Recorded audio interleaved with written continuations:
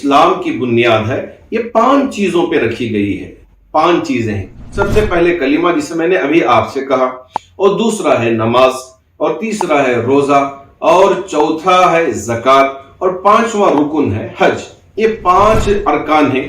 اب اس کا مطلب یہ نہیں کہ یہ سارے ارکان سب کے لیے ضروری ہیں. اللہ نے بعض کے لیے مخصوص کیا. مثال کے طور پہ ابھی بچہ بالغ نہیں ہوا، نماز فرض نہیں ہوئی.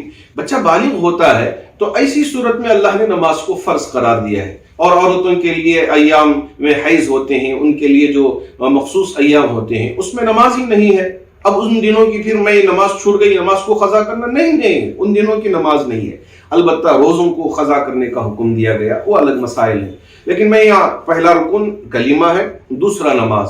تو بچوں کے اوپر نہیں ہے، بالغ ہونے کے بعد فرض ہو جاتی ہے. اب بالغ ہونے سے لے کے موت کے گڑھے میں جانے تک بھی نماز چھوٹتی نہیں ہے. اب یوں کہیں کہ میں تو سفر میں ہوں اور میں یہاں ہوں وہاں ہوں، ایسا نہیں ہو سکتا. نماز ہر حال میں پڑھنا ہی ہوگا. اسی طرح روزے کا بھی حکم ہے کہ اللہ نے رمضان عطا کیا ہے تو آپ اگر رمضان میں روزے رکھ سکتے ہیں، قدرت ہے، اس کے لیے پورے مسائل ذکر کیے گئے ہیں. تو اگر وہ حالت ہماری ہے ہم اس پر اس وقت روزہ رکھنا ہی ہوگا.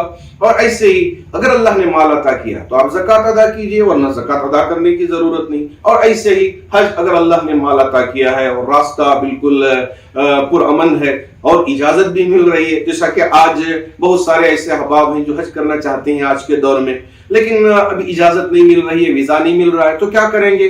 تو اب یہاں ان کے اوپر حج ہی فرض نہیں ہوا. یہ مطلب ہے، یہی اسلام ہے. بہت اسلام اللہ نے آسان کر کے رکھ دیا ہے، ہم اس کو مشکل بنا لیتے ہیں. اگر آپ جمعے کی نماز ادا کر سکتے تھے تو نماز ادا کیجئے. اگر جمعے کی نماز ادا کرنے پہ قادر نہیں ہے تو آپ ظہر کی نماز ادا کر لیں. اتنا آسان اللہ رب الجلال نے اسلام ہمارے لیے عطا کیا ہے.